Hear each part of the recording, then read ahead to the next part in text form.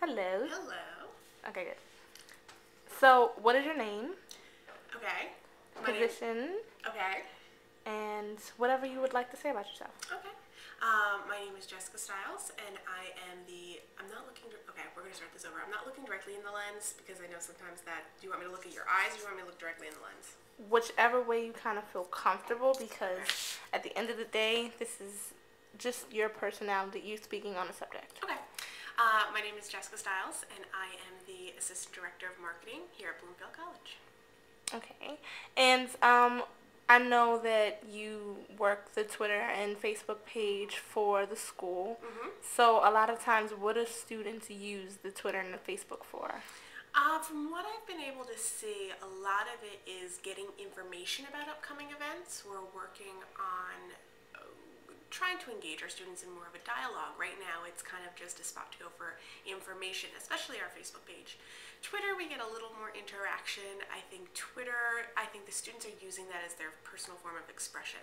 So when they have their thoughts about the weather or their thoughts about, a class or an event on campus, that's where they're kind of just putting it out in 140 characters, what they're thinking about what's going on.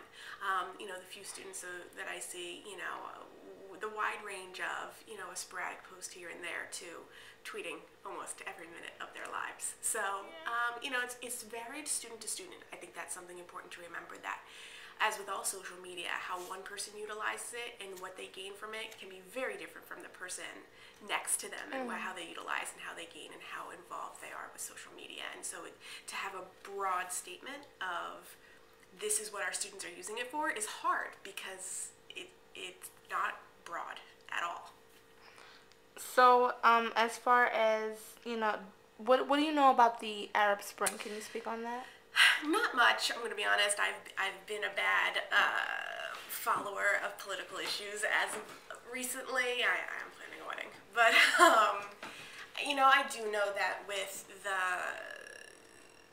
restructuring of the countries in the Middle East and leaders gaining and losing power, there is a movement, especially among some of the countries that have had recent shifts in their power, to modernize, to level themselves on the world playing field, and to, bring democracy and new ideas to them, into their cultures and into their day-to-day existence. So, as opposed to, how you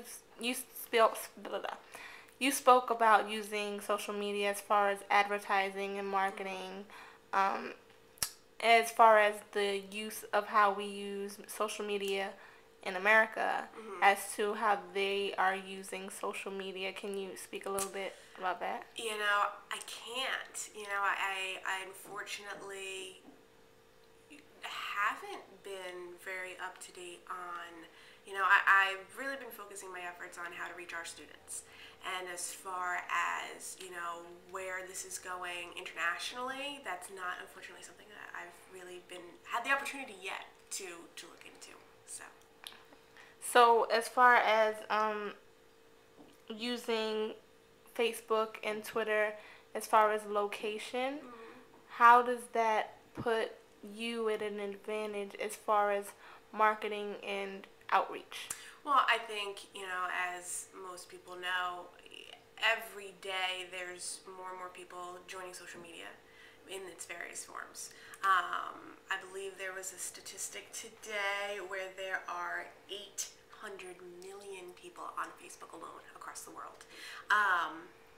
And so for our perspective, from Bloomfield College perspective, that's a great tool to reach out to students, potential students, and our current students, who we may not traditionally have been able to reach out to. We might appeal to a student in Indiana that we've never done any recruiting in Indiana before.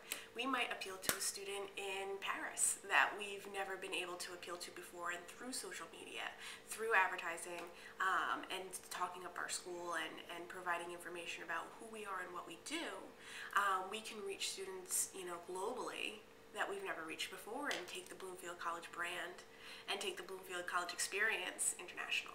So that's, a great tool for us moving forward into the 21st century. Okay, so as far as Gaddafi's death, how does that affect the social media movement as opposed to the Middle East and how they will start to communicate?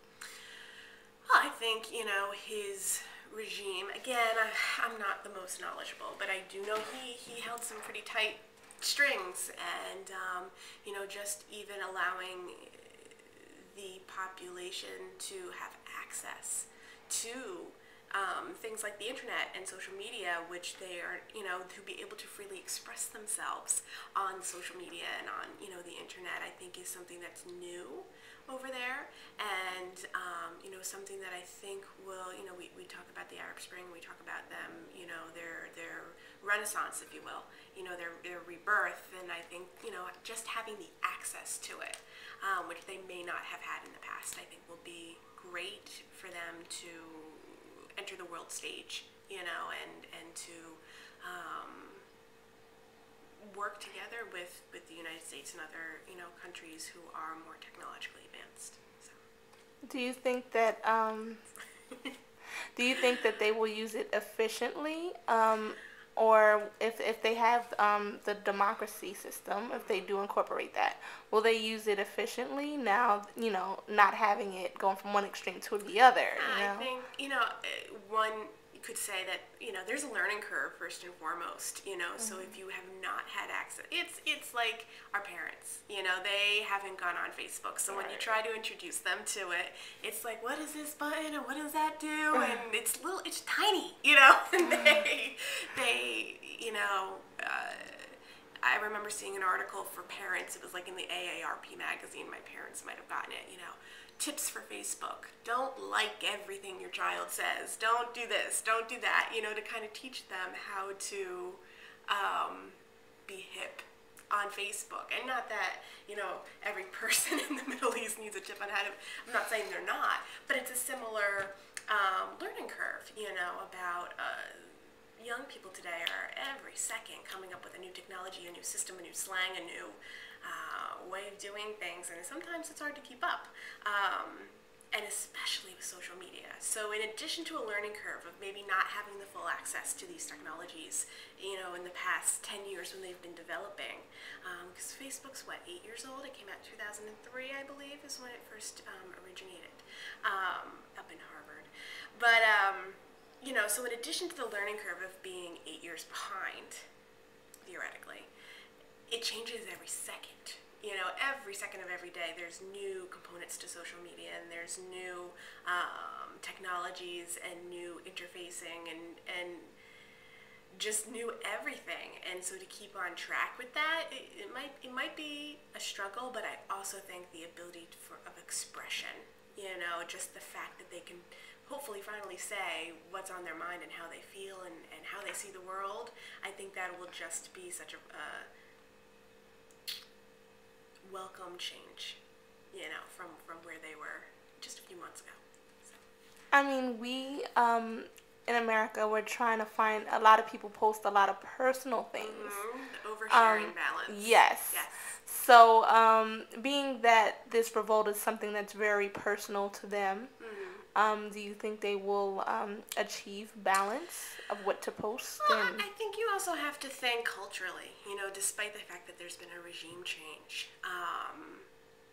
There's still a lot of ingrained culture that needs to be taken into consideration, and is their culture a culture that is more reserved, more private? Is religion a factor in, are they a country or a nation, whatever particular one we're referring to, that their culture is centrally focused around a particular religion? Here in the United States, we are, accepting of all religions, and so, our culture and how we share and how we interact isn't based on the dogmas or rules of any one particular faith, whereas in a Middle Eastern country that might be,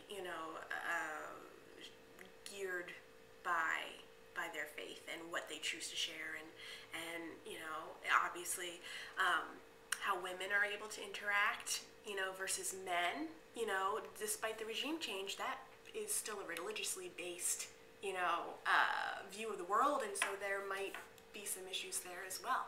So I think, you know, to just say, oh, you know, we have freedom now, we can share anything, I don't think that's necessarily the case, depending on what part of the world you're looking at and who these people are, and that's something that's yet to be seen. Is there anything I didn't ask, or? Oh, I just hope that what I did answer makes sense and that you can use it, because Is there anything you would like to add, or just? Follow Bloomfield College on Facebook at Bloomfield College, Facebook.com/Bloomfield College NJ, and Twitter at BC_admissions. Definitely.